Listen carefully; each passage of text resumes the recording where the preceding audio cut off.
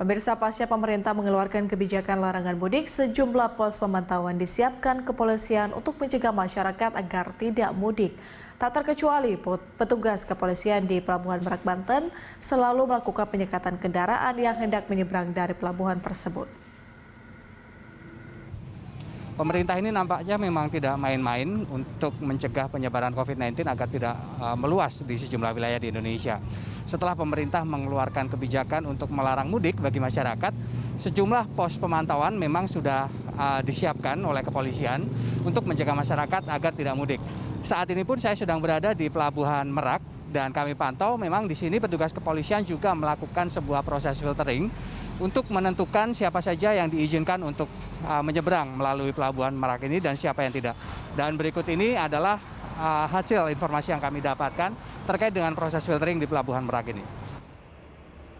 Semua kendaraan menuju Pelabuhan Merak, Banten wajib melalui beberapa pos pemeriksaan yang dibangun Polda Banten untuk mendukung kebijakan larangan mudik dari pemerintah. Di pos pemeriksaan gerbang tol Merak Jakarta ini misalnya, para petugas memeriksa setiap kendaraan pribadi yang melintas, mulai dari suhu tubuh penumpang, komposisi tempat duduk, hingga maksud perjalanan. Kendaraan yang kedapatan akan melakukan perjalanan mudik langsung diminta putar balik ke arah Jakarta. Di checkpoint pintu masuk Pelabuhan Merak, pemeriksaan biasanya jauh lebih ketat. Di pintu masuk ini, masyarakat yang hendak menyeberang Selat Sunda harus dapat menunjukkan surat tugas atau dokumen resmi sesuai Peraturan Menteri Perhubungan Nomor 25 Tahun 2020. Dalam peraturan itu, hanya kendaraan dengan keperluan tertentu yang boleh bepergian keluar kota seperti kendaraan pengangkut logistik, kendaraan petugas penanganan COVID-19, dan juga mobil jenazah. Kalau memang toh yang mudiknya masyarakat, kami langsung balikan kembali.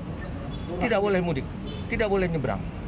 Jadi sebelum mereka berangkatkan, seperti misalkan dari Pertamina nih, kita cek administrasinya. Kalau memang sudah lengkap, kita berangkatkan. Kemudian cek fisik juga kendaraannya. Nah, ternyata ada juga yang mengelabui kita.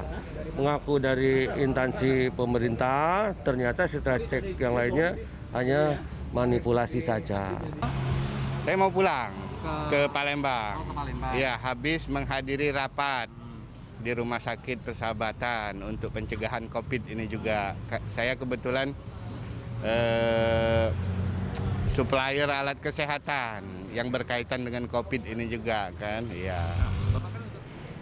Larangan mudik telah dikeluarkan pemerintah untuk mencegah penyebaran COVID-19 agar tidak semakin meluas di Indonesia. Data per 6 Mei 2020, jumlah pasien positif COVID-19 di Indonesia sudah mencapai lebih dari 12.000 orang di 34 provinsi di tanah air. Rian Dwiki, Krisdianto, Berita 1, Banten.